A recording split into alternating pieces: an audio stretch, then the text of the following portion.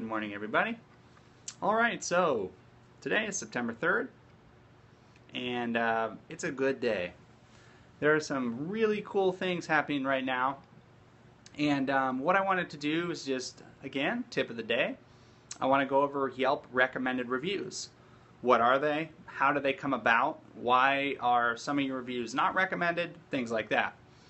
I work primarily with chiropractors, naturopaths, dentists, veterinarians, and optometrists. There's 5 areas that I do primary work with, and each one of these deals with online reviews. And online reviews are a big part of their potential client or patients making decisions on whether to hire them or use them or not. So it is a big deal. And reviews have become staggeringly more popular year by year over the past few years. And Yelp is one of the primary review websites, along with Google and Facebook. There are a few other websites out there that do promote reviews, and a few, that are popular as well. But just Yelp and Google have kind of the lion's share of the search engines most of the time. So today, basically, I'm just going to go over recommended reviews. So if you've ever received a review on Yelp and you were kind of curious as to why the review, you have a bunch of reviews, and you look down below those recommended reviews and you see the other reviews. Those are not recommended reviews.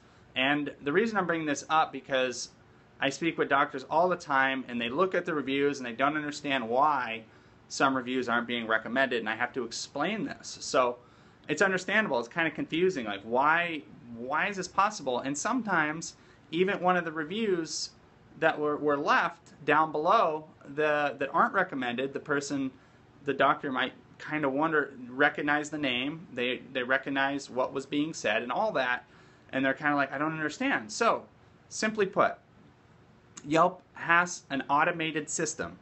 It is a completely automatic system that basically takes all this different criteria: the person who's leaving the review, the credibility of the person, if they're associated with you or not, literally as a friend and connected.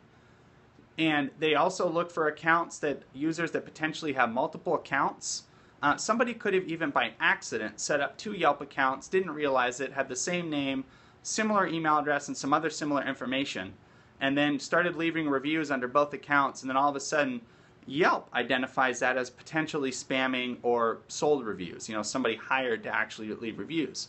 So when there's a whole other part of this as well, and this is something that a lot of potential quality reviews get neglected and get dropped down into the unrecommended area because they're solicited reviews.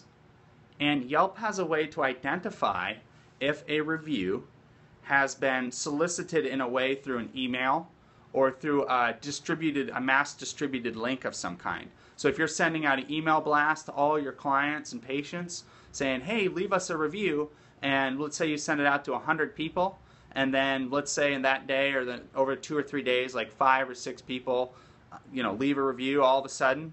So that can indicate potentially a solicited review, meaning you're really promoting and saying, hey, leave us a review, and Yelp can track that digitally. So they have a way to monitor that in their automatic system. So a lot of times those marketed reviews, and mass requested reviews can be tracked back and won't be recommended for that reason. So you have all these little details that you really have to think of. So you got to remember, the purpose of Yelp really is to go to a reliable source to get reliable, real reviews. Okay? I don't know about you, but I'm kind of part of the generation that we have a great service, we experience something great, and we naturally pick up our phone and we leave a review for that place. Just don't even have to ask. That's in most of my peers and people that I know, that's the way we work, and it's a millennial generation thing, right? And so Yelp knows quality, they know how to measure it, they know how to determine. But don't be discouraged if you have a bunch, 3 regular reviews that show up and then like 20 not recommended reviews. I mean, it's a bummer because those could have potentially been quality, and some of those might be legitimate. They may have been flagged or detected in a way that Yelp didn't like. So when requesting reviews, the real simple way to kind of try to circumvent all that is, one, naturally let people just leave reviews. And you can ask somebody, or have a sign in your office, for example, that just kind of says, we're on Yelp, we're on Facebook, we're on Google, please leave us a review, And you can put that on the counter somewhere just that's visible, but you're not sending a link out, you're not sending email blasts, you're not, doing other things that are all digitally traceable and trackable. And you're not hiring a reputation management company that's bringing in, guys that literally leave reviews all day long and under their accounts. And Yelp picks up on that as well. So you have to be really, really smart about how you do that and think of it really in a natural way.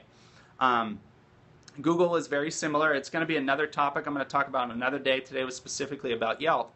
But another point on Google, for example, I had a client just a few weeks ago that I spoke with that literally, I didn't realize this. This is before we had started working together, but they had been promoting out and requesting reviews by email. And this is what I was talking about earlier. They had been sending out emails and asking people reviews and using different services to generate reviews by email in an automated email system. And they had gained around 32 reviews in about 6 weeks. And that's a lot of reviews in that amount of time for a private practice. And not a big private practice. I mean, we're talking, 3-4 staff, including the doctor. Actually, it was around 5 with the doctor. So it was a smaller, it wasn't a huge practice, but, a functional operational practice. And Google took all of them away except like 3. And those were some of the original ones that were already there. They literally stripped them off. They were just gone. And so Yelp gives you the added benefit of at least showing the non-recommended reviews down below. And they show the recommended reviews on top, so you can actually see that there were other reviews left. But Google, from all the research that I've seen and all the data that I've seen over the years, they literally just pull them. They just take them off, and there's no explanation, nothing. Again, remember, these are automated systems that do this. This is not a bunch of guys sitting in the back of a desk deciding which reviews they want to show, which ones they want to pull. In very, very extreme cases, where something is very extreme, there might be manual intervention. We have to be realistic. But in terms of a review itself, and 99.9% of the time, it's a very automated way of doing things. So anyway, so that's what recommended reviews on Yelp are. Those are legitimate reviews in the eyes of Yelp. They see them as credible, realistic, legitimate, and the ones that are actually going to help somebody make a decision in an honest way to use your service or not. So I hope this was helpful. As always, visit whatworkswire.com and download 100+ tips just like this and a bunch more that you can start applying right away in your private practice. The download is absolutely free. It's a Millennial Marketing Pocket Guide. You can search it on Google. You can find it that way too.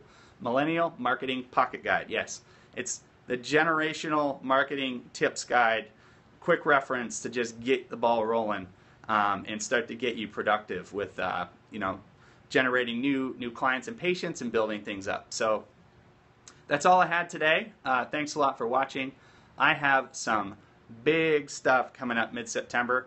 I have a conference that I'm speaking at, and I'm going to see if I can stream it live. It is a private practice, literally a private conference, so I'm not 100% certain yet if I'm going to be able to stream it.